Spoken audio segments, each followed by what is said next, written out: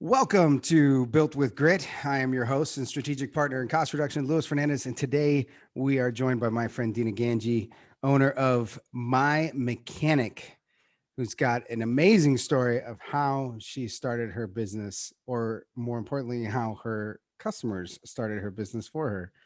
So, with that, Dena, how are you doing today? Wonderful. Thank you. Good morning. I am very glad to have you here. And I think, so we had a meeting prior, kind of a separate thing for BNI. For anybody that isn't aware, is kind of like a business networking. And Dena and I had a one-to-one. And she told me the story of how her business got started. And immediately I said, I think we need to do a podcast because this is really cool. And I don't think I've ever heard anyone tell me a story like this before, of businesses getting started. Oh, but first, Dena, where are you from? Because I think that's also an interesting backstory. Well, I'm originally from Washington State, and I'm from very small town. I like to joke about the town that, there was 5,000 people when my husband and I left, and we went back to visit about 20 years later, and there was 4,998 people. If you can do the math, that's about all that changes in a 20-year time period. So a very small town, and so you have a great sense of community when you grow up in a small town. And my husband's originally from Washington as well. He's from Seattle, and we met in my small town. Though his mom and him had moved there from Seattle. So And you're originally of a Native American background, right? yeah, my mom raised us. We were raised near the Colville Confederated Tribes, near the Colville Reservation in Washington, and my mom was Sioux Indian, and she raised us a little differently. So she made teepees, and we sold teepees growing up, and we had a lot of salmon and a lot of deer in our diet, and we had a sweat lodge in our backyard. A very spiritual upbringing. We picked berries and dug roots, and my brothers all hunted.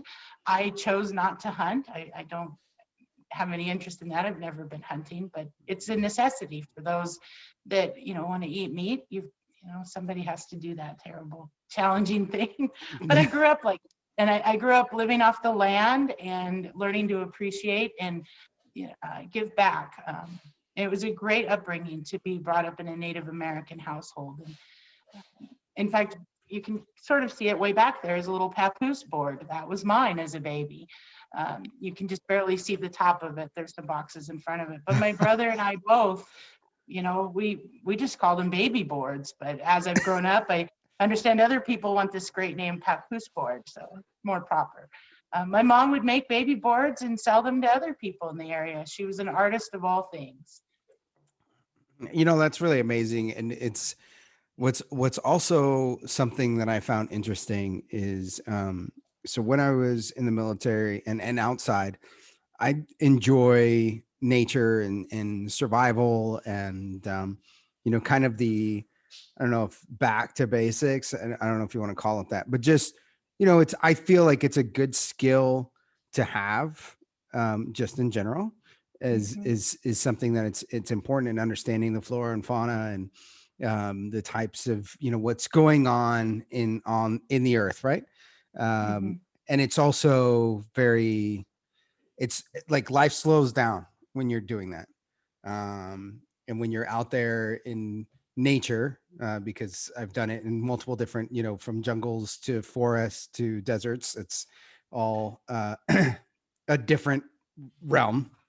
But when you're out there in nature and understanding, what I found, and kind of generally, and why this is important, is that almost all of the knowledge and training and everything that we go into, it stems from that Native American culture, and how these tribes look. Like, all of the training is always like, if you look at the local tribe, right, this is how they survive, right? Because they understood, and it's everywhere you go. That's the first place that we go to. And I don't know, maybe some survival experts are rolling their eyes right now, but for me, like, all of the training that I've been through, and whenever I go and learn, I just now, if I'm going to a new place, like when I came out here to Arizona and I wanted to learn about, desert, like our desert, the Sonoran Desert survival, that's what I was doing. I was going to, okay, so what do the Cochise do? And, like what do the Apaches do? And, the Apache hunters that would go up and down the Western United States, like how would they, because they were, anyway, I just think it's interesting how much that culture influences, you know, who we are.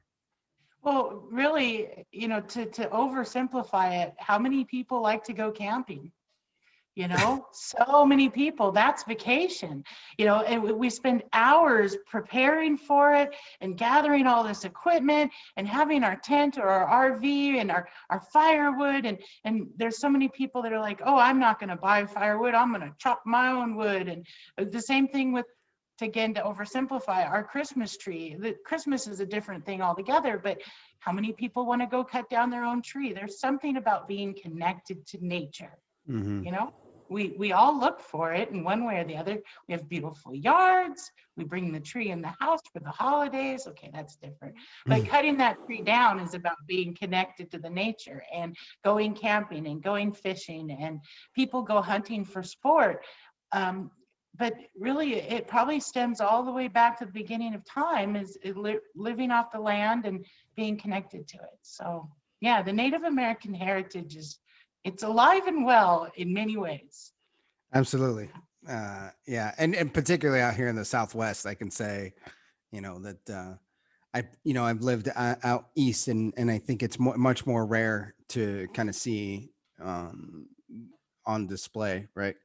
You kind of got to go looking for it. Yeah. And out here in the Southwest, I don't, it is integral, to our lifestyle, and the dress and the food and the culture, which I think is neat. Yeah, I do too. So tell me a little bit about your story of how you guys got your business started, because I think it's really fascinating. So remember, feel free to interrupt me if you have some questions, or if I carry on, because it's a great story. I want to start out by saying it's my husband. Him and our customer started it. I came into the picture a few years in, but it is definitely our business, and we're a great team together in representing all the things that are my mechanic, maintenance, and repair.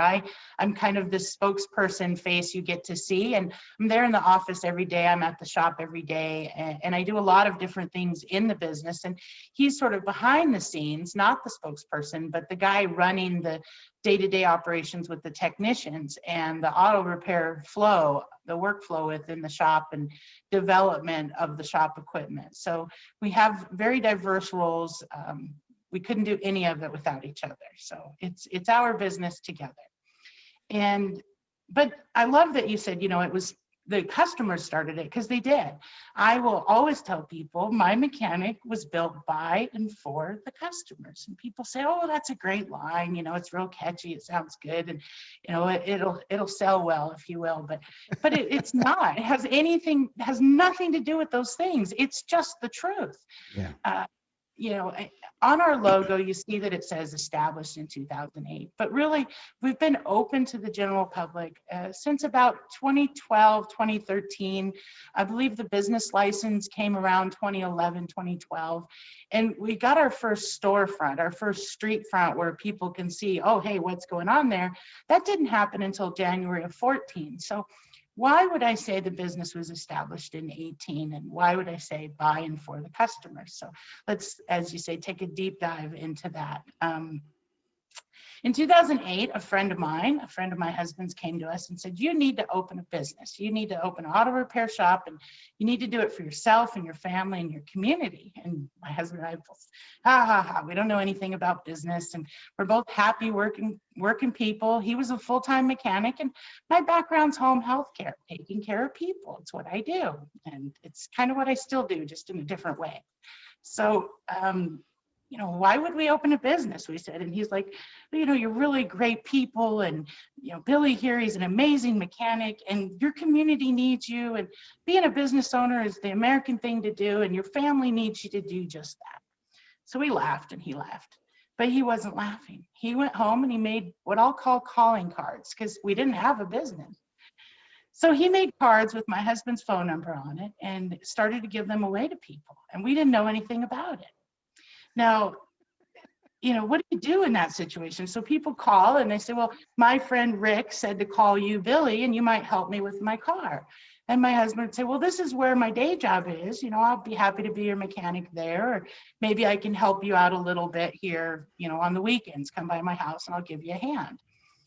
And so we didn't really realize what was happening until all of a sudden Rick mailed us a box of business cards and calling cards. And I said, what is this? Why am I getting your mail? And he says, oh, I ran out. I've been giving these away for a while. You need to give them away and you need to open a business. Oh, what have you done? So coming forward a couple of years, my husband's working at a local service station. It's a mini mart and there's a couple of service bays. And one day the owner comes in and says, I'm closing the shop. We're going to change it into a different kind of business and go find another job. Well, he's a great mechanic, so it was no problem. The very next day he had a new job. But what about all the people that went there? Where would they go? You can't fix your car with the ice cream store that's being put in. Right. So they would go to the employees and ask, where did the mechanic go? Now, I like to think in my mind, that's kind of where the whole My Mechanic name started to be born, because they were looking for their mechanic, the one that had been servicing their vehicles for the last few years. And the people that worked there would then pass out those calling cards. And it continued and continued. And he had his regular day job. Wait, I'm sorry. Hold on. The business changed. The business changed. And the business card stayed at the same building? Well, the guy that works there was a friend of my husband. He got to keep his job because he still works at the service or the mini mart. There just isn't an auto repair business there anymore. And to not name that company, it was a gas station and a repair shop, and now it's a gas station and an ice cream shop. Okay. So the guy at the gas station to this day is still a regular customer of My Mechanic Maintenance and Repair. When he first became a customer, he worked in the same building as the mechanic. So, I'm not sure what his customer number is. I should go and look that up. I'm sure it's like between 0 and 5. Really? So that guy would pass out these calling cards that the other guy had made. I gave them to him and I'm like, well, you might as well share the phone number now that I've got these cards. And isn't that great? I mean, so this is really just the beginning of, it's somebody else's idea. We didn't have a choice. It just started happening. So the gas station guy is handing out your cards for people when they show up and say, hey, where did the mechanic go? The mechanic go. Nice. Yeah, the mechanic. Where did he go? So people are calling or showing up at his new job, and he's getting to know, continuing that relationship with them, and everything's fine for a while. But one of those customers takes my husband aside one day. He says, let me take you to lunch. And he says, okay. So they go to lunch, and this guy's name is Nick. So we've talked about Rick, and then we talked about Tyler just briefly, passing cards away. Didn't mention his name till now, but now we have another guy named Nick. And Nick comes in and he says, I don't want to bring my vehicle to your house anymore. And he says, my husband says, okay, well, bring it to my day job, no problem. He goes, no, you're going to start a business. And my husband says, what is this? I cannot do this. I don't know about business. I don't have a commercial building. I don't have a way to start a business. And this guy says, I didn't come here to ask. I came here to tell you. And my husband says, well, what are you talking about? And he says, I've already made the arrangements for the building. A friend of mine has a commercial building. She needs somebody to rent it. You need a building because you're starting a business. No, I'm not. Yes, you are. and he says, this is what you need to do. And so my husband says, well, I do kind of need a place to do my hobbies and my side work. And so he agrees to rent this commercial building. And he comes home to lunch from lunch and he tells me about it. And I said, are you kidding me? Are you starting a business? What's going on here? We're both happy. We've got jobs. We don't have all this stress. Because, starting a business is scary, right? Yeah. A lot of people don't do it. Now, we met before, Lewis. I might tear up a few times on this podcast because it's such a great story. So if you remember that about me, I'm a bit mushy. And you know, Oh, I think this is one of those good mushy parts. yeah. People really believed in my husband and said, you got to do this. So took that back. And he says, I didn't come here to ask you. I came here to tell you. And so Billy comes home and he tells me he's going to rent this commercial building. And no, he's not. He's not starting a business. It's just a place to do his work. And I said, well, you know, we've always been about doing the right thing. And so because you're doing a little bit more work for friends and family, you need to do the right thing and go ahead and get a business license just so we can take care of the taxes appropriately. And he says, you know, you're right. Let's make sure we're taking care of all the taxes appropriately. And you've got a business license. I said, you got a commercial building and you're working on people's cars. Let's go ahead and get a commercial policy because people need to feel safe in our hands. And you know, that's another thing. Just a side note, when you're doing business with a company, as important as your transportation vehicle, you know, you put your family in it, you put your groceries, you go to the doctor, you go to church, you go to work, your life is in that car. Make sure the people you're doing business with are properly insured. Mm. They may look like a small independent local business, but ask them about that kind of stuff. Are they Mhm. covered? You know, so that's some things that business owners might forget about or let slip through the cracks. We didn't, not from day one. Anyway, I carry on. So we did this insurance thing, not because we have a business again, Louis, we had no intention, not at any given point. I have a full-time job, he has a full-time job, and we don't know anything about business. Mm. And so we do these things so that we're doing the right thing. And he goes to his day job 40 hours a week. And on nights and weekends, he hangs out at his shop and he does a little side work. Today, he likes to call what we're looking at side work that got completely out of control. And so he's doing this job. And after about a year and a half, or about a year of it being just a kind of a hobby thing, one other customer walks in and says, you need to be online. And he says, no, I don't. And he goes, yeah, you need a website and you need a Facebook. And here you go. And he hits the button and he says, it's live. I already built it for you because I want to see you grow your business. Oh. And my husband's like, oh my gosh, you know, what are you doing? It's just me, nights and weekends. Well, it wasn't very long after that. He had to go to his boss and quit because he had more work on the nights and weekends than he had during his 8 to 5 days. And it didn't make sense to go to work anymore. So that's kind of the, you know, how it progressed pretty quickly. And then it really took off at this last part of the story, which was in November of 2013. Another customer comes in and says, you know, Billy, you can't keep up with my small fleet of trucks. You're working by yourself all week long and you need employees and you need a storefront and you need a bigger storage yard and you need more lifts and you need to grow your business. And by now we've come to terms with the fact that it is in fact a business. And you like how I put that.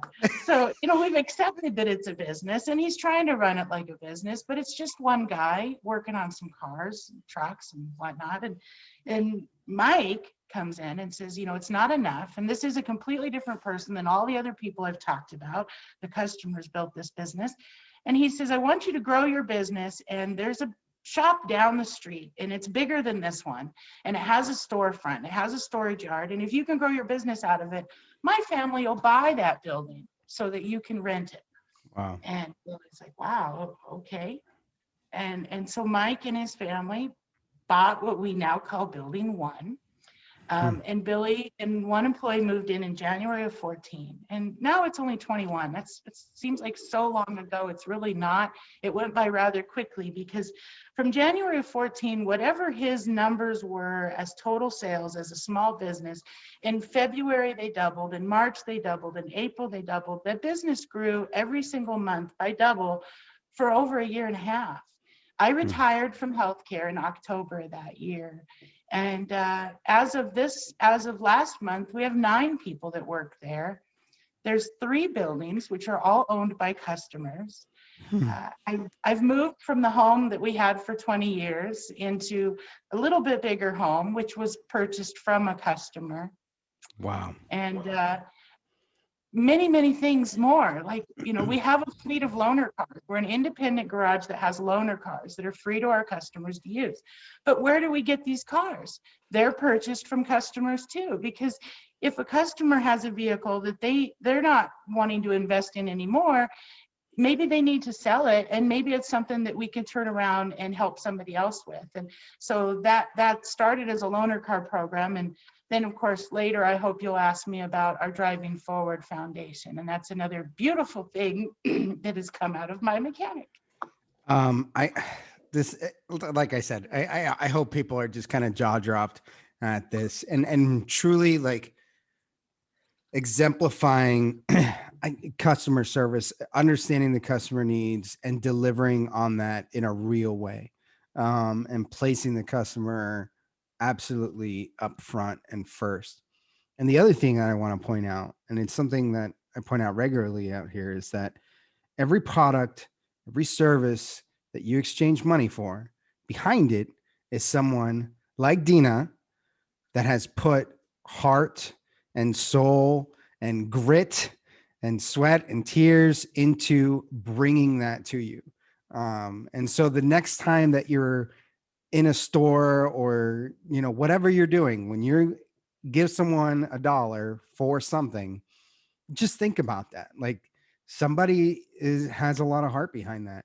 And at least the successful ones, right? Yeah.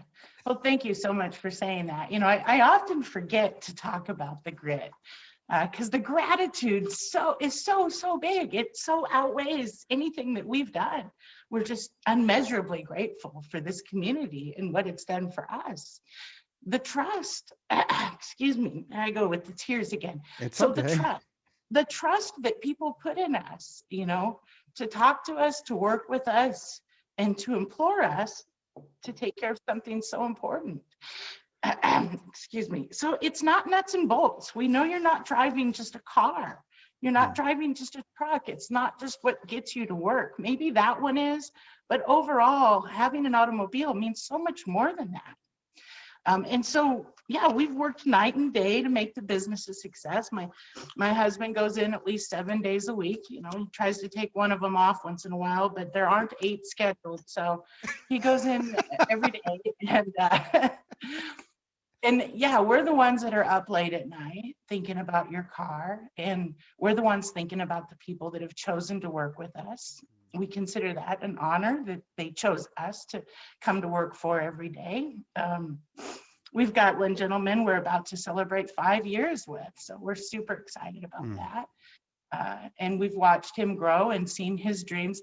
You're not just putting $1 over the counter for a soda or for a sandwich or for a lube, an oil change on your vehicle. Like you said, you're supporting real human beings, real people. When it's local business, especially, at least 70% of that dollar will probably stay in your community.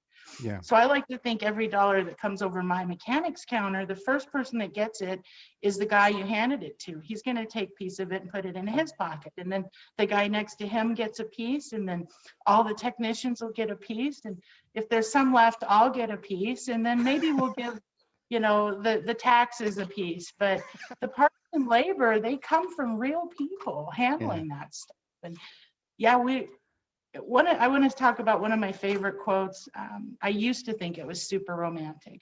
One day, my husband and I, as all couples do, we're laying in bed and there's that silence. And it's usually the wife that says, "Oh, honey, what are you thinking about?" Right? Have you ever said that? So, no, the wife, of course.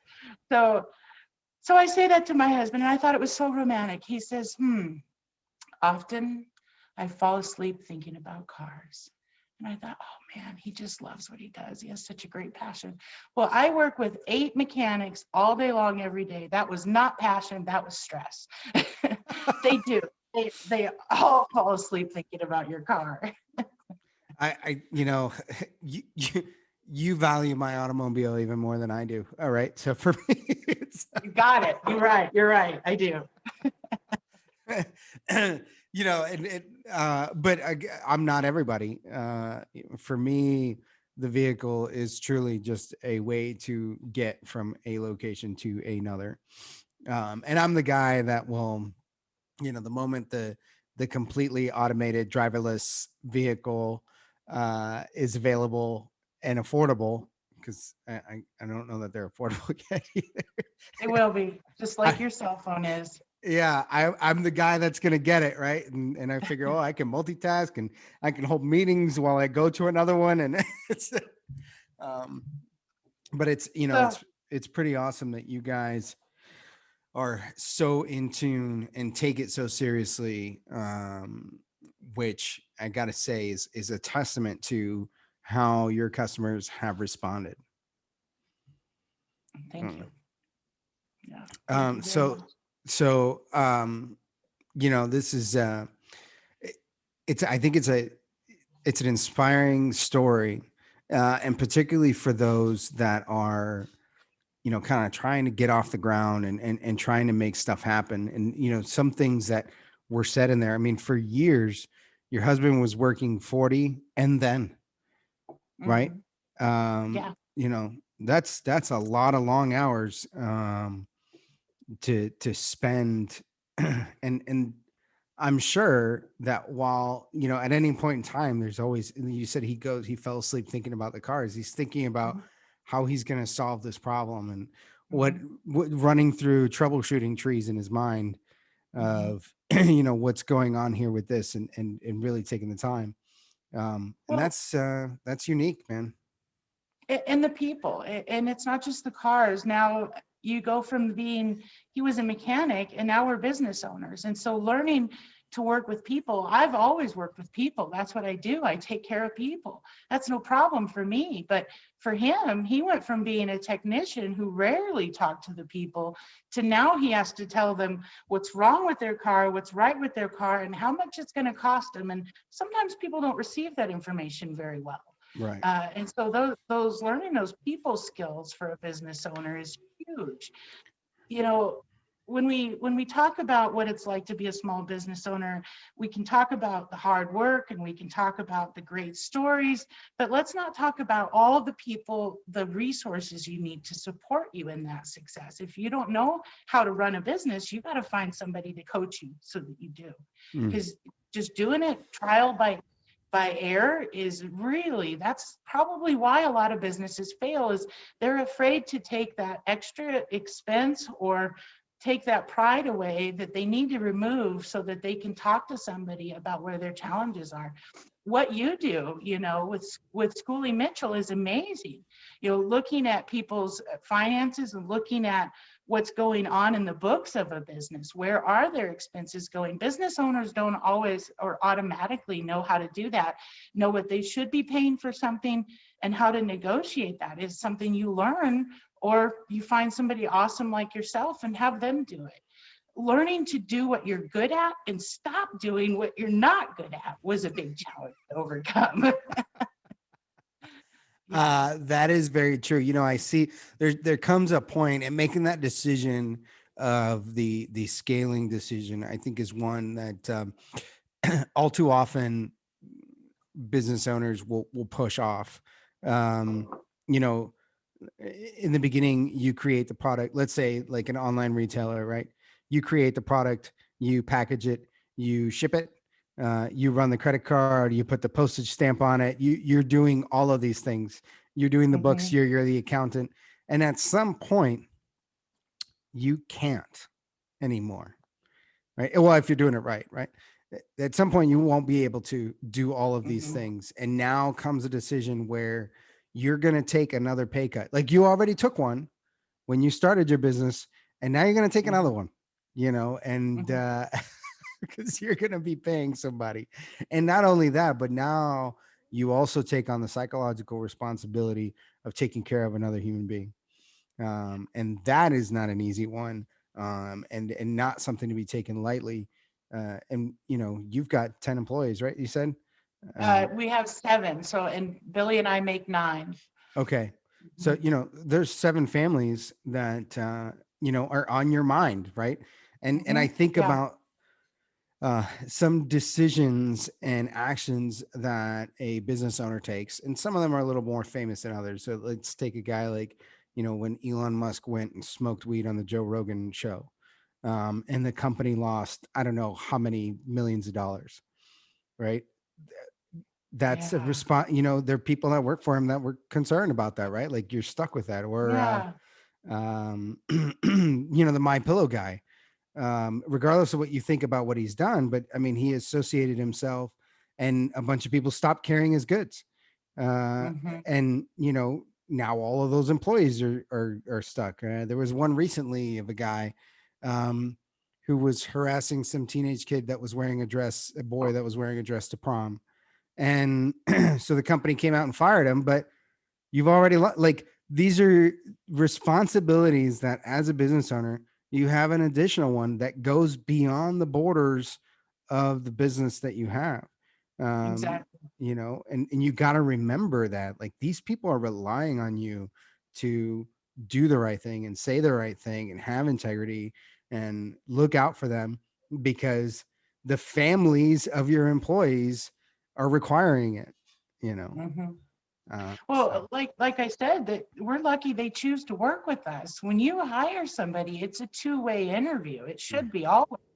And so I don't think that, it's easy, and it's the language we use when I say my employees and they work. I don't think I've said for us at any point. I hope I didn't, because it's a with thing. And yeah, you're their employee too. Like the examples you just gave, if one of my if the people I work with went out and made a complete arse of themselves, a fool of themselves, and they're wearing my mechanic colors, or as I hope they would, they're promoted on social media, that if people see what they're doing, I want it to reflect good on us, not make an arse out of themselves. And right. I think they need to expect the same from me. I got to represent them.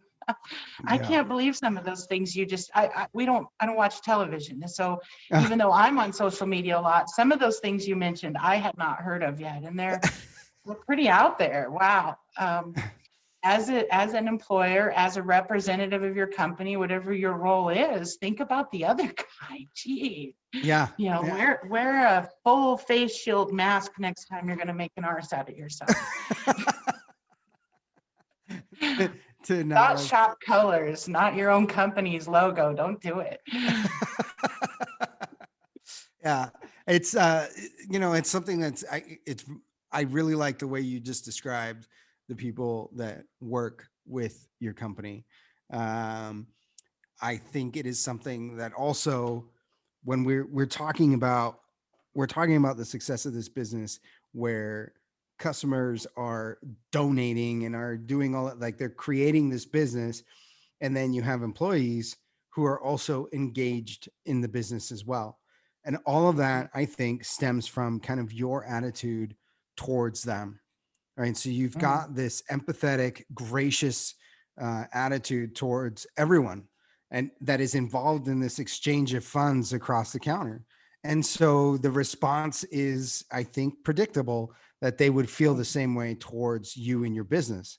yeah. um, and I can tell you from doing some consultative work, and being things that I hear business owners say, and sometimes it's outside of my realm, but if they don't like it here, they can leave.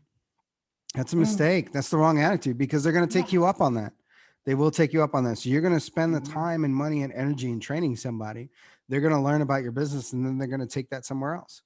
You know, mhm, and you should have a place that is welcoming, that is encouraging, yeah. that involves the people that are working. And I'm going to go ahead and say this, that are working for your company, right? To have that Mhm, attitude of working with your company, yeah. I think, is going to make a bigger difference. And it also, by the way, that person treats your customer, my mechanic's customer, better too, because they have that sense of ownership. Yeah. Yeah. We like to say that we hire on culture. Skills are great to have, but if you don't come in with the right culture, I can't even teach you new skills. Right. So, yeah. Yeah. Yeah. Well, and the thing is, also, if they have the right culture, they're going to learn the skills, right? You know, That's what I mean. I mean, yeah, I mean, you can get somebody who has all the smarts in the world, all the degrees in the world, 40 years of experience, but if they don't come in with that sort of givers gain attitude, then they're probably not going to fit in with the crew there at My Mechanic or the ideology of the company and what we do. I mean, so the name My Mechanic, when you say it, you don't say your mechanic because that's not the name. You say My Mechanic, and it should give a connotation of ownership. I want every customer and every person that ever says it to feel like they own a little piece of it.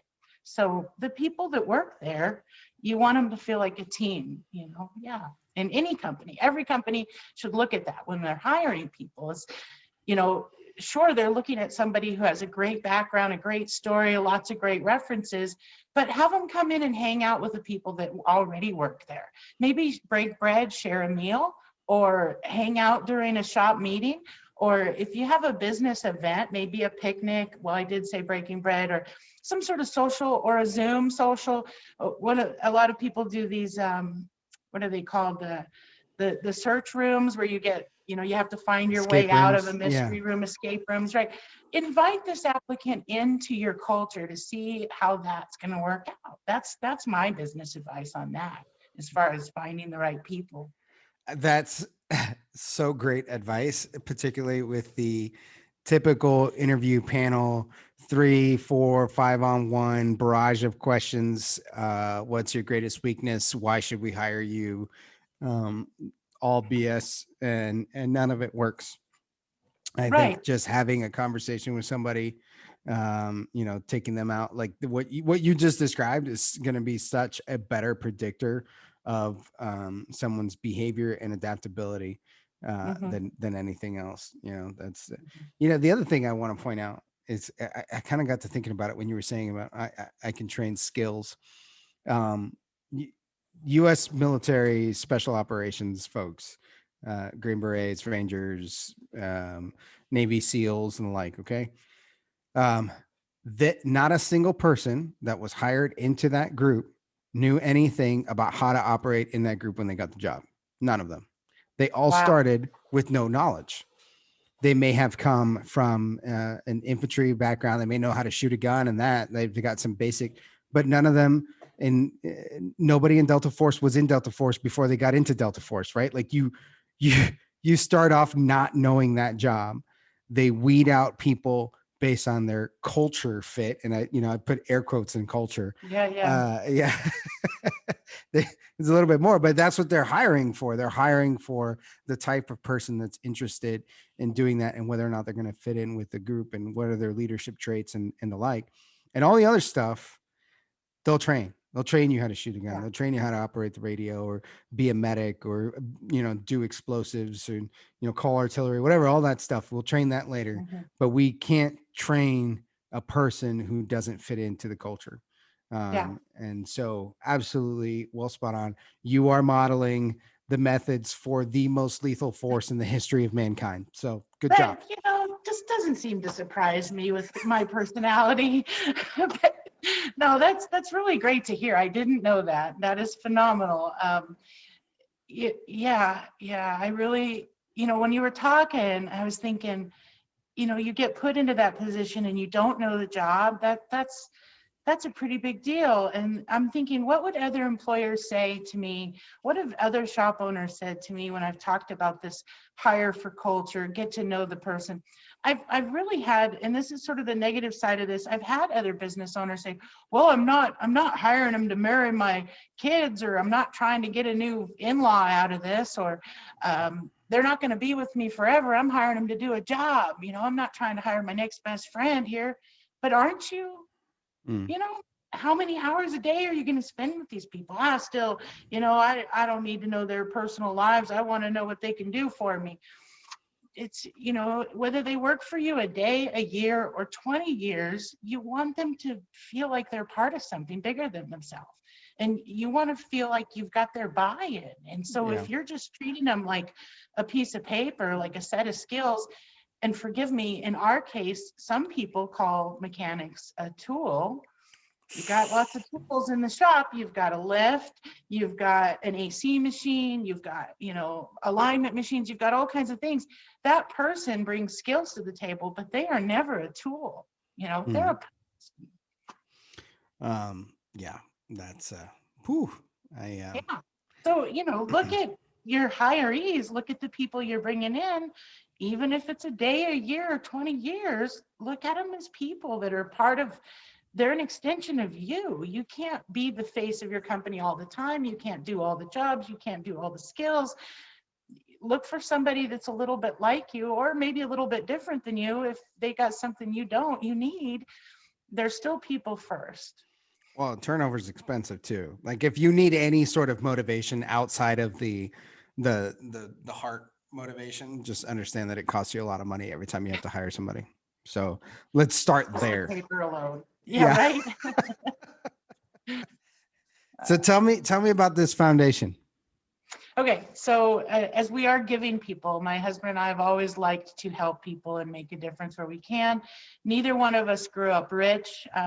I didn't grow up with cars in the household. My family, which was a huge family of six, plus my single mom, she rarely had a running vehicle. She had a lot of rides and a lot of friends that helped her get what she needed. And in a small town, that's a little bit more doable than in a big city like this. Friends won't take you all the way across the city as much as they would in a small town. Right. And so I know what it's like to struggle without a car. And now my husband, he's always been a mechanic since he was big enough to hold the wrench. So he may have come out of the womb with one. His father was a mechanic. So he's always had a car, and he's never gone without a car, but he's always been the guy that friends called for a ride. So he knows those people too. And with that being said, we didn't have much and we still don't have much, but we've always had enough to share with somebody else, a little bit of something. And as the years have gone by, we've had so many opportunities to pick up vehicles that, we might need them, we don't need them, but somebody else didn't need them enough. They sold them to us for pennies on the dollar, a couple $100, $500. We can get a car at any given time from a customer that they don't want to put money into, but he can do it much more affordably because he's the mechanic. So what do you do? Well, let me get into driving forward. One day we decide that we have a car that has been offered to us and we don't need it. So we're going to buy it, we're going to fix it up, and we're going to find somebody who can't afford a car, who has done everything they can, who is working tirelessly, and whatever situation is just preventing them from, driving forward in life. And so we come up with this idea, we put it out to the universe, and before you know it, somebody has donated a vehicle to us. We didn't even have to purchase the first one. Somebody donated us a vehicle that had handicapped accessible controls on it. And it was an older van and it was in pretty rough shape. And they're like, find somebody who needs handicapped accessible controls because they're very expensive. And this shouldn't go to waste, even though the rest of the vehicle is in bad shape. So my husband and I, we agree that we're going to fix it up. We're going to make it reliable. We're going to make it safe. And with some other resources in the community, we found somebody who needed it. That person not only got a job, but got 2 jobs, improved their life enough that they could afford to buy a fairly new car, and turned around and donated that car to somebody else in need. So that was the beginning of driving forward. And since then, over the years, we've given away 3 or 4 other vehicles. We gave away a vehicle in February that was donated by a customer. We gave it to a single mom of 6 who is currently struggling with cancer, and she is always in our thoughts, and we're supporting her. And 2 weeks ago, we gave a car to a single mom who's also working full-time, has her home, but also volunteers for 2 or 3 different organizations in our community. And her volunteer efforts are almost at a complete stop. Every time she needs a car, she has to borrow a car. So we gave her a car. And in the next couple of weeks, I'm going to start applying for our 501c3 because we want driving forward to be so much bigger than us. We want people to be able to donate cars, and if they need a tax write-off, they can get one. We want to use My Mechanics resources and what people can donate to us to make these cars reliable and safe. And then we want people from our community to nominate those that they know who are really trying, who are doing their best, somebody who needs to be, pulled forward, not picked up. We're not trying to give cars away to people that just need a car and want a car. We're trying to help people who are really trying to drive forward on their own and need a lift. That's amazing. That is so cool. Yeah, I mean, every time I talk to you, I'm impressed. So, Since we so last spoke, we gave a car away and it was posted on Facebook and it was shared on Keep Local Alive. And then I got a private message from somebody who said, I got a van. It's just sitting in my driveway. There's nothing wrong with it. It needs a little bit of love and a little bit of maintenance, but will you find somebody? So wow. that's just since, we spoke a week ago. So Dena, if somebody wants to get a hold of you or my mechanic or driving forward, where can they find you? It is okay to email me at support@mymechanicarizona.com. That email is also available on our website, which is My Mechanic Tucson, I believe is our Facebook page, and our website should also be, My Mechanic Arizona, or My Mechanic Maintenance and Repairs, the full name of the business. We'll And put sorry, what links was the down in other the question? we'll put links down into the comments here. And Thanks. then driving forward, if someone was inspired by that, how can they get a hold of you? Please just reach out to me through My Mechanic Maintenance and Repair. Okay. As you said, you're going to put some links there. Phone number is probably not the best. Our shop phone does ring off the hook. And thank you so much, Tucson, Arizona, New Mexico, Nevada, California, and parts of Mexico. Those are where most of our customers come from. If we're across town, it's probably not too far. No, really. The phone probably isn't best because that is for when you need help with your car. But if you would like to help somebody else with theirs, please reach out to me through email, which you can find on our website. Or as you said, you're going to post the links, or Awesome. Facebook. There we My go. Mechanic Tucson. Please follow us there. All right. Well, I want to thank you so much for coming on and sharing this inspiring story. And, I hope that we can get the word out a little bit more about what you guys are doing. And I'm so excited to see where you guys go and what Me you're going to do too. next. I'm always impressed. Thank you so much. No, thank you very much, Louis.